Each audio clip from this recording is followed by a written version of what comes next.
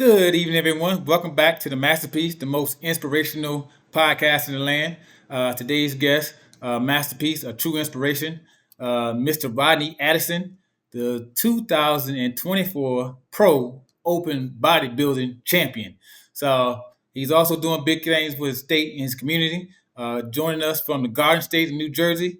Stay tuned from after this introduction to hear his story. Oh man. Well, we won't do the introduction because for a reason there's a glitch. So we won't do the introduction. But good afternoon, Okay. good evening, sir. How you doing? I am well and yourself, good brother. How about yourself? Man, I'm good. Glad to have you on the show. Thank you for joining us. The Masterpiece, like I said, is designed the most inspirational podcast in the land. Our goal here is inspire people to get active, to stay active, to be inspired, and to be an inspiration. So, as I mentioned, 2024 Pro Open Bodybuilding Champ, number one. Congratulations. Thank you. Please tell us, how does that feel? How does that feel? For me, I've been in the bodybuilding space going on 10 years. I've competed consecutively from 2013 until 2020, and then the pandemic happened. I came back. I did Mr. America in 2021. Very stacked class. I took seventh. I took 3 years off. I came back this year, and with God's grace, I became the 2024 Open Bodybuilding Champion for Mr. America. From a feeling standpoint, it's surreal because when it came down to the top three, it was myself and then two other Mr. Americas from previous years. Oh wow. So to say that I was able to triumph over two other Mr. Americas, it feels good. Okay, But but congratulations. but but but overall, for me, it's not about the title. It's about the impact I can do with the title off the stage, and I made that very clear, to all outlets, and in my winning speech, that I want to be the most impactful Mr. America off the stage. Okay. So how do you do that? How do you become the most impactful Mr. America beyond the weight room and beyond the stage? Right. So we know that Mr. America is the original bodybuilding competition here in the United States, going back to 1939, right? And every other organization or show has branched off from the Mr. America, to Yeah. which over the years it kind of lost its prestige when it came down to being community driven and pure and true leadership. Because if you're Mr. America, you're supposed to be at the top uh of your game or your division, not just on stage but off stage. So for me, what I plan on doing is, and whatever I have already enacted, is to work with other competitors from various natural organizations to start creating a, so to speak, a competitors union, so that we can start getting some of these organizations in line with what needs to be done to improve on natural bodybuilding, not for the current competitors, but for the competitors coming behind, those like myself. Because as we know, we have a lot younger generation who is becoming much more in tune with their fitness and looking at bodybuilders as the standard for for their elevation. And as a natural bodybuilder, as a natural competitor, I find it to be our responsibility to get our hands on them before they see the other side.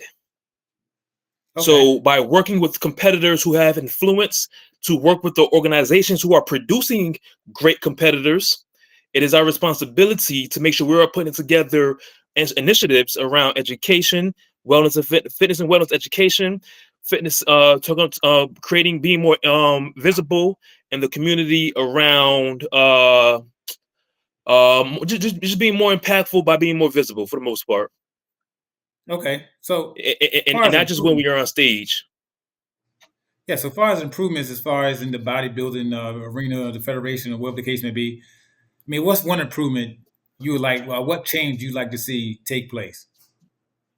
Definitely the unification of these organizations. We have about 50 natural organizations to just the one other side, right? Just the Yeah. one. But we have about 50 natural organizations with a multitude of championship titles. It kind of dilutes the prestige of the original bodybuilding competition, which is the Mr. America. because everyone's fighting for either the top prize, the top the world title, trying to be on top of every organization as possible. But when you spread the competitors that thin, the payout is going to be thin. You know why? Because Yeah, every organization is fighting for the same sponsors to put money into their put money into their championship shows, which in returns creates a smaller payout for the top pros, but also it creates a smaller turnout for pros in general. And then these organizations, when they do these shows, they're banking on the amateurs to pull in ticket sales, because it's the amateurs, unfortunately, who bring the families. It ain't the pros anymore. yeah. So I would definitely say we need to start reeling in these organizations to start being more unified in terms of how we use our natural resources towards one or just lesser world titles. Yeah, I agree. So I always wondered why are the payouts for natural so much lower than other federations. I mean, that's non-natural, not drug-tested organizations, federations. It's like, man, it's like it's harder for a natural athlete to build that muscle and to get that level of definition. And maybe it's a little easy for other federations, but it's like, man, we organic. And if you go to any Right. grocery store, organic products are more expensive than anything else. So good luck with that. Good luck with that. So I would like to stay in the loop and join you in that pursuit because yeah. So there are. I mean, just Texas alone, I could name two federations off top, natural federations off the top of my head. So yeah, and then they're both battling for the same pool of athletes. So Exactly. yeah, so kudos to you. So if you can take one word, so you said you've been 10 years. If you can use one word to define your journey from 10 years ago, 3 years off to winning on the stage for Mr. America, what would that one word be? Mm. I would say legacy. I would definitely Okay. say legacy, because, and I say that because my very first competition was with the NPC, right? And this is because I didn't know there was natural organizations, because the NPC IFBB was always in our face. I Yeah. did not know. So, and I started off as a physique competitor, right? I took seventh in my very first show with the NPC.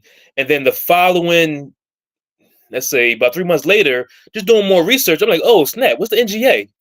What's the OCB? What's the WMB? I'm like, where did this come from? Right? So I was able to jump into all these organizations, mainly the NGA, OCB, and others. And I became a pro as a physique, a classic, and a bodybuilding in these organizations. Oh In my wow. 10 years of competing, I've not I've placed first in every show except four. Oh wow. But Good. even through that, I wasn't even aware there were championship title shows. I was just doing regional shows because I don't like traveling. Yeah. I don't like traveling, so I didn't even know there was title shows until like my eighth or ninth year in. Oh So wow. yeah. So for me to go that long of a stretch, be successful as I was, do the Mr. America in 2021, and I chose Mr. America over other title shows because that was the original. And for me, it's like, Yeah. yo, if you have the title of the original show behind your name and it has a longer lineage of individuals who carried that title over the last 85 years, there's going Yeah. to be notoriety that you can utilize not only at the communal level, but at the state level. And I've witnessed it in the last 3 weeks holding this title. So for me, it's Yeah. legacy because I plan on being impactful through the title again, off stage. Yeah. I Yeah. don't want to be just You Mr. absolutely America right. when I'm on stage.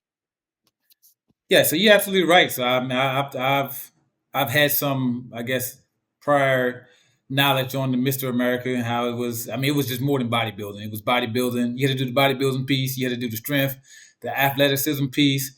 There Yeah, was a social position piece to it. So it was a whole play up as far as a total individual, not just your stage presence. So right. so kudos to you taking it back to the old school and really bringing the essence of Mr. America and what it means back. So you said you want to represent the title, so you gave us some ways. What other ways do you plan to represent the title and really get it out there as far as bodybuilding and being impactful?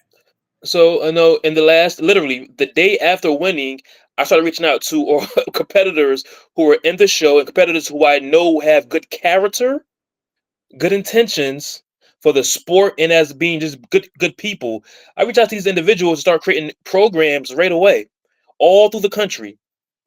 Oh wow, So within the next several months, look forward to seeing a lot of Mr. America branding, wellness and fitness and educational programming, virtually, in person, through the country with myself and other keynote competitors.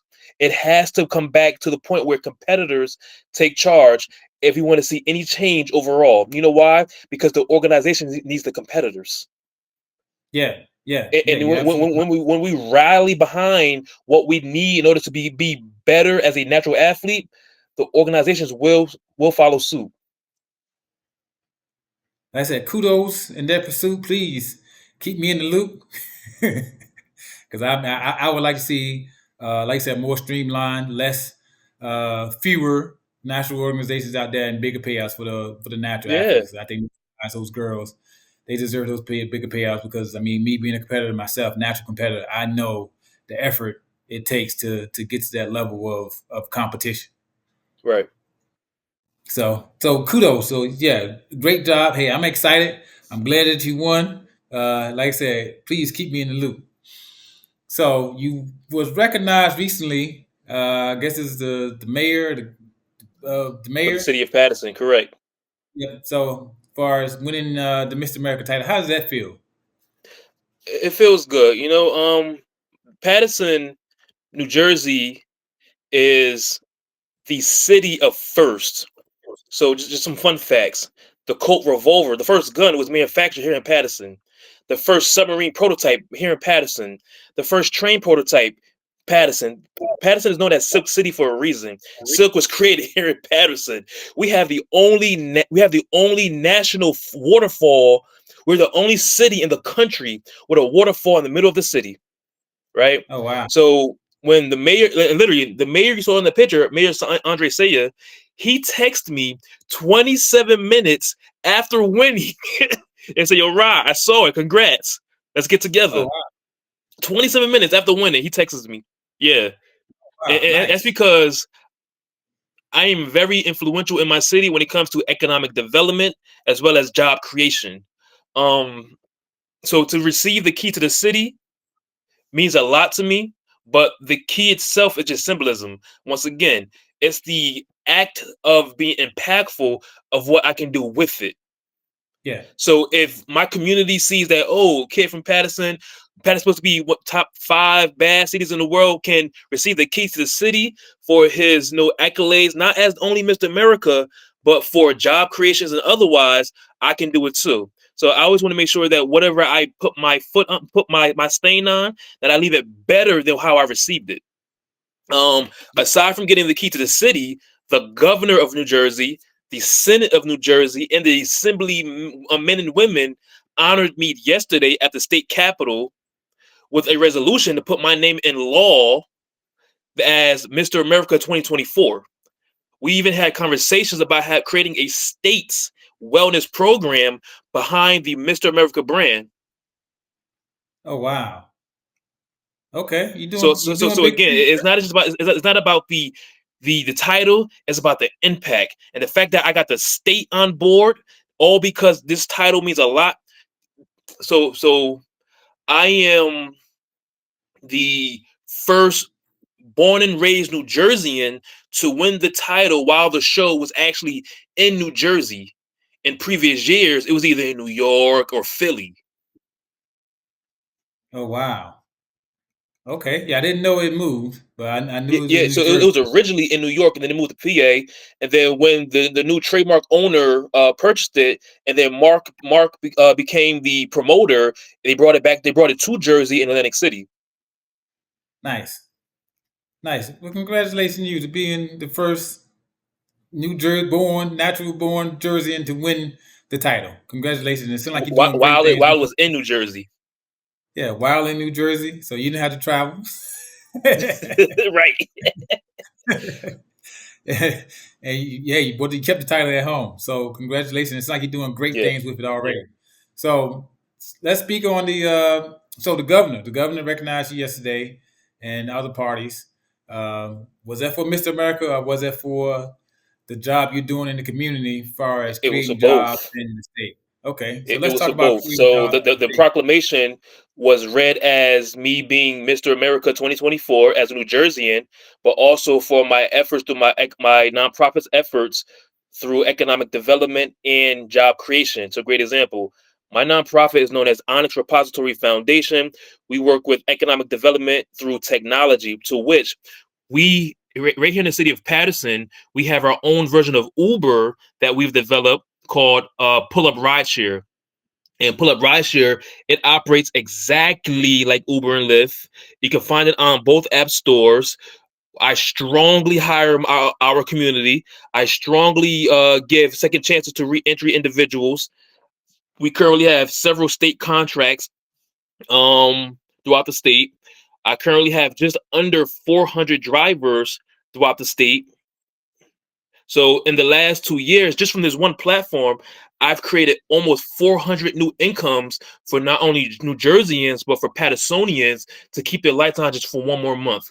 Because during the pandemic, we noticed that rideshare platforms were essential.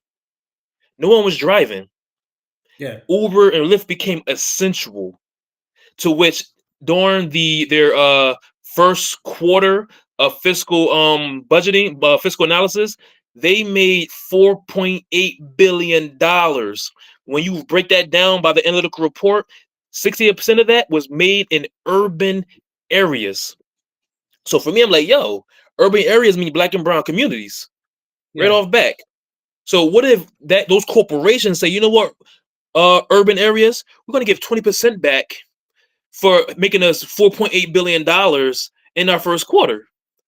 But guess what? They're not obligated to do so. So literally by June of 2020, I formed my nonprofit. By November of 2020, we were a 501c3 tax exempt organization. By December of 2020, I was teaching myself how to code software engineer from free classes at Harvard. Harvard's getting our free classes and off YouTube and other sources. I developed my first prototype of my rideshare. By 2021, 2022, we did we did a full year of testing. By 2022, 2023, we was fully live. Oh wow. And this is just one platform. We've been able to, and the purpose of the platforms is not only to just create jobs, but my drivers keep 80% of every ride. The other 18% we put back into our GAF, which is our growth accommodation fund, to which we turn it into grants and low interest loans to start other black owned businesses.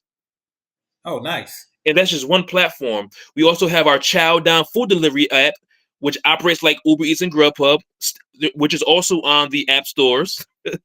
And it follows the same model. We are currently working on our third platform, which is actually our fourth, but the third one we're going to launch is our Prism TV movie streaming app, which is going to be only $8.99 a month. And for every subscriber, we're going to put $1 to the side. And every quarter, we're going to give away $10,000 as a grant to start another black-owned business. Oh wow. You're Impactful. doing big I don't things. just do things just because. It has to be a reason of building upon, not only just our community, but for the next generation. Hey, amen, brother. I hear you. Hey, you inspire me. You're doing big things. Hey, I'm proud of you. I'm appreciate all the work that you're doing in the community, in the black communities, and reaching back out and helping others to establish that platform and get their feet on solid ground. So good job. Kudos to you, Yes, brother. sir. So appreciate you. So what inspires you? What keeps you motivated and keeps you going? Yeah. I just want to be helpful. You know, I went to school for nursing with a concentration in end-stage renal disease and concentration in nutrition. So in my full capacity, I'm a nutritionist. I just want to be helpful. Bottom line, I want to make sure all things that I was able to benefit from will be here and accessible for the next young boy who looks like me from a neighborhood like mine to have the opportunity to do better. And if we don't put the best effort for as men, those young boys who look like us won't have the same opportunities as small as 3 years from now. Mm. We have to be able to create and control institutions and infrastructures that our communities can live off of and keep in community and give back. You got to pay it forward. So for me, it's just being useful. Hey, brother, you doing it. So I would say you were the first I've had on this podcast. That's man, you're doing big things in all aspects, all areas of life. And like I said, if nothing, if no one else tell you, hey, I'm proud of you, and I appreciate the work that you're doing to promote Appreciate the it, brother. title and to promote the Black community and to like I said, to give a helping hand back. So hey, keep striving and keep me in the loop. Thank you. Please, please, please, Absolutely. please. So uh, you kind of answered it already, but I asked you anyway. So, what do you want your legacy to be? How do you want to be remembered? That's a really good question. And often I say to myself, I base my legacy upon how many youth I can impact upon my demise. And for me, I have a 10-year-old son, and my legacy is based upon those who will impact him because I gave them a helping hand up. I'm not gonna be here forever. So for Yeah. those who I leave behind by the time my son is a man himself, those who I've impacted, I need for them to give my son the lessons I gave them upon my demise. And that's how I want to make sure my legacy is left behind, is impacting those who needed a hand up. So continue to be in health. Yeah. So good job. I mean, I've been through Patterson, so I have some, I have some connection to Newark and Patterson. So Hmm. I'm kind of familiar with that area. So, but yeah, so a good job doing the work out there in the community. I appreciate So, it, brother. so Mr. America, the nonprofit is doing great things. So what's next for you? What do you hope to So, achieve? Hope to so achieve next? for the rest of this year, I'm gonna just work on some just rehabbing. 'Cause I do got a few, physical injuries that I got to work on that I just did not take care of as I should have. Being a professional as I am, I've been a nutritionist for 17 years. So, but when you are a proficient in what you do, you typically don't take care of self. Yeah. Um, Earlier this year, I ran for city council in Patterson. I'm actually wearing my shirt. I ran for city Nice. council, so it's been a really busy year for me. So I'm gonna take the rest of the year just to rehab, and then I'm gonna start, figuring out how I'm going to tackle 2025 at the top of the year. Okay. Nice. Well, I don't know if you plan to run again with city council, but good luck if you plan to. And yeah, I think it's only a matter of time. So Right. yeah, yeah, you got. Seems like you got the backing, you got everything that you need. So it's like you have the spotlight, the limelight, and you continue to do great things. So yeah, I think it's only a matter of time. Yeah. So So we have a lot. Hopefully, there's a lot of audience watching us, and there's people out there that's not. They're not as active. They may not be making moves and doing all the great things you're doing. So, the goal here for this podcast is to get people to get active, to stay active. What bit of inspiration can you give give that those people? Be intentional about all things you are setting out to do. Don't half-ass anything. And literally, it sounds cliche, but discipline is key. Discipline is key. You have to be very specific, be very intentional, and don't do it for the love of monetary gain. Do it because it's going to be a blessing to someone other than yourself. Well, amen. That's why we're here. Like I said, we inspire one. Our job is done. So, Each one teach one. Exactly. yep, yep, that's it. So time is up. So time goes by pretty fast on the podcast, but I appreciate your time. Appreciate you coming on to inspire someone to get active, to stay active, to be inspired, to be an inspiration. Do you have any parting thoughts, sir? Um, I think that's pretty much it. Just yeah, that was it. Yeah. So thank you, Mr. Addison, for being on the show. Congrats on the title, Mr. America. Congrats with the nonprofit, creating jobs out there in your community, in your state. Keep doing big things. I'm proud of you. I'll be looking from the sidelines, and hopefully we can have you back on the show in the future to discuss Absolutely, any of the absolutely. other great things you have accomplished. So appreciate your support. Like I said, keep me in the loop with that natural federation deal, and yeah, hopefully we can do great things together. But this has been the masterpiece. Like I said, our job here is to inspire people to get active, stay active, be inspired, and be an inspiration. Hey, it's been a pleasure talking to Mr. Rodney Addison, 2004 Mr. America, pro open bodybuilding. Kudos. Keep doing great things in nonprofit. Until next time, masterpiece.